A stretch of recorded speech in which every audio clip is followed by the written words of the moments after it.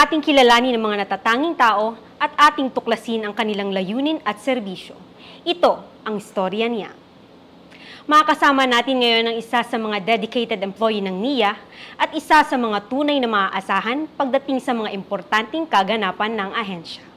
Let us welcome the Acting Manager of Planning and Programming Division under the Corporate Planning Services, Mr. Patrick Rillion. Hi, sir. Hi, Good morning. Good morning po. Thank you at pinaunlakan mo ang aming invitation sa iyo. Anong pakiramdam, sir, na isa ka sa mga i-feature namin ngayon sa istorya niya? Siyempre, nakakaba talaga yung ganitong interview. Pero siyempre, overwhelming naman dahil isa ako sa napili ninyo. So, parang thankful pa rin naman ako na kahit nakakaba sa set na to. Meron lang kaming konting questions sa iyo and I'm sure yung mga magiging sagot mo dito is makakapag-inspire ng mga empleyado ng NIA, hindi lang yung mga matatanda, kundi yung mga batang NIANs natin ngayon. Ilang taon ka nung pumasok ka sa NIA at ano yung mga challenges na kinaharap mo nung pumasok ka sa NIA sa murang edad? Nag-start ako sa NIA last 2013. 23. Yes, parang 21 years old ako noon. So, sa cash division ako noon as a data encoder. Siyempre, yung challenges na una mong mamimit during your first day is yung mga tao. Siyempre, paano mo sila kikilalanin, sino-sino sila, anong klaseng trabaho meron sila, na pwedeng makatulong sa iyo. So, yun yung mga parang first challenges ko na na-encounter during my first day or first year sa work. Totoo talaga, no? Maraming mga kabataan ngayon na nangangarap pumasok sa gobyerno. Pero ang ikaw ay isa sa mga patunay na kahit bata, kaya natin makipagsabayan at kakailanganin natin at gugustuhin nating matuto sa mga bagay-bagay. Sir, siguro ano yung mga naging positions mo at paano ka nakibagay sa mga kasamahan mo sa NIA as batang empleyado? So, nag-start ako sa Cash Division 2013 up to 2014. So, actually that time, since ako yung pinakabago sa Cash, meron kasing parang ugong-ugong noon na magtatanggalan. So, naisip ko, ako yung pinakabago, ako yung matatanggal. Ganon. So, buti na lang si Ma'am Lina Argente, former sa Cash Division siya, may nakitang nakapost sa Core Plan. So, siya yung nag-udyok sa akin na mag-apply sa Core Plan. So, doon nag-start. So, 2014 up to 2017, data encoder ako doon. And then, 2017 to 2019, naging data analyst controller. So, until such time na dumating na yung chance na maging permanent yun ang corporate planning specialist as a section chief ng Core Plan. Then, last 2022, so yun nga, binigay sa akin ng ating administrator yung pagka-acting division manager ng Planning and Programming Division. Sa lahat, sir, ng mga naging workplace mo, lahat kasundo mo naman yung mga tao, ano? Yes, so far Isa naman kasi po, yun yes sa po. mga importante sa workplace, di ba? Isa sa mga secrets para sa healthy environment tsaka healthy workplace is yung kasundo mo talaga lahat ng mga kasama mo. So, sir, sa tingin mo, ano yung mga katangian mo as empleyado ng NIA? Bakit ka itinanghal na best employee noong 2017? Alam mo, Tino, hindi ko pa rin maalis siguro sa isip ko bakit ako. So, kumbaga, lahat Bakit hindi ikaw? Siyempre, di ba? Maraming magagaling, or lahat tayo magagaling, lahat naman natin ginagawa yung ating mga trabaho within the desired timeline, ganun. So, siguro, hindi ko maano kung gaano ba yung dedication ko din sa work, na gano'n. So, parang, yun nga, napapansin naman ng lahat na parang sa office namin, parati kaming nag-overtime, nag-conduct ng extra time. Pero syempre, hindi mo pa rin talaga maaalis na may mga dumarating na trabaho na nang biglaan. Yung pag-accomplish siguro yung siguro nakita ng management, yung aking performance. Siguro din, sir, parang sa aming mga naka-witness din. Kasi hindi mo naman magagawa yung task kung hindi ka dedicated sa trabaho mo, di ba?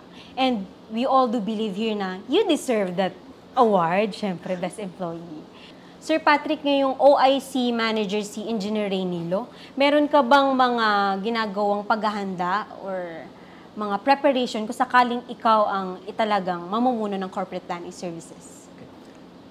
Para sa akin talaga, wala namang tamang paghahanda para maging kampante ka or maging handa ka sa isang posisyon na ibibigay sa'yo. Parang sabi ko, may isang tao nga na nagtanong sa akin nun, what if ikaw yung piliin?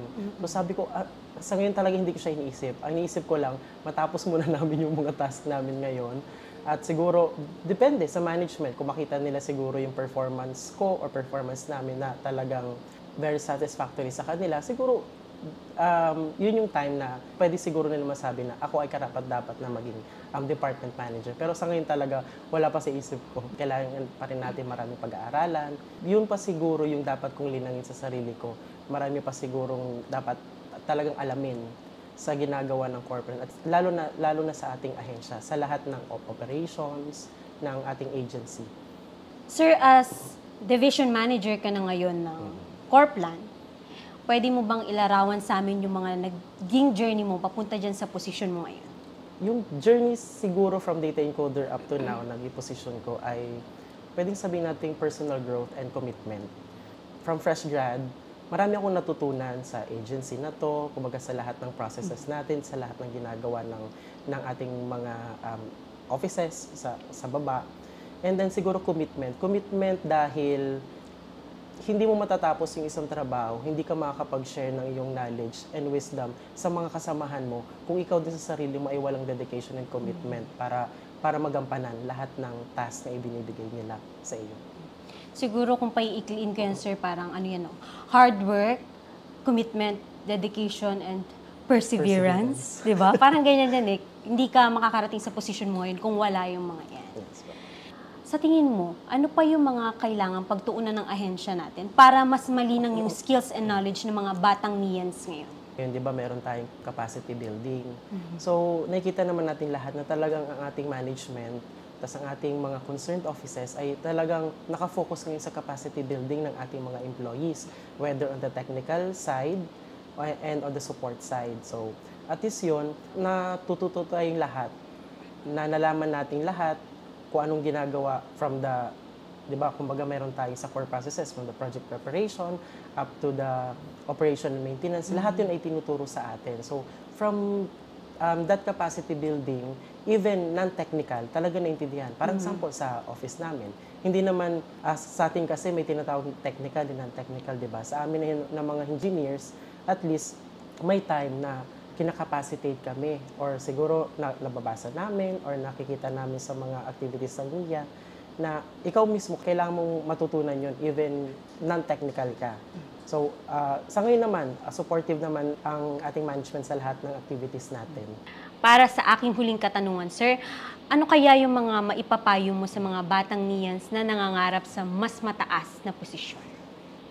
Siguro yung maipapayo ko sa mga batang NIANs ngayon, katulad nga sabi sa akin ng ating mga former superiors, patience lang. Darating din yung time mo para makilala ka, para maipakita yung galing mo, not necessarily naman na ipangalandakan mo yung galing mo ganun. So, kumbaga, lahat naman yan ay makikita kung na mga kasamahan mo ng top management. And siguro yung panghuli, yun lang, maging masipag ka lang. Kasi nandun pa rin ako sa paniniwala ko talaga na iba yung nagagawa ng pagiging masipag. So, kumbaga, nakakapag-gain ka ng experience doon. So, ako pa rin ay naniniwala, experience over academics. So, hindi mo rin kasi syempre masabi na magaling ka sa academics, kaya mong gampanan lahat ng nagampanan ng iyong mga naunang or sabihin natin mga superiors. So, magganon. So, kumbaga, kailangan mo lang talaga maging masipag. Tunay nga yung sinasabi nila na kapag may tiyaga, may nilaga. At kung ano ang iyong tinanim, yun yung aanihin mo. Diba?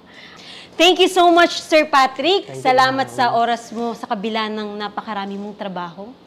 Salamat sa pagpapaunlak sa amin. Yes.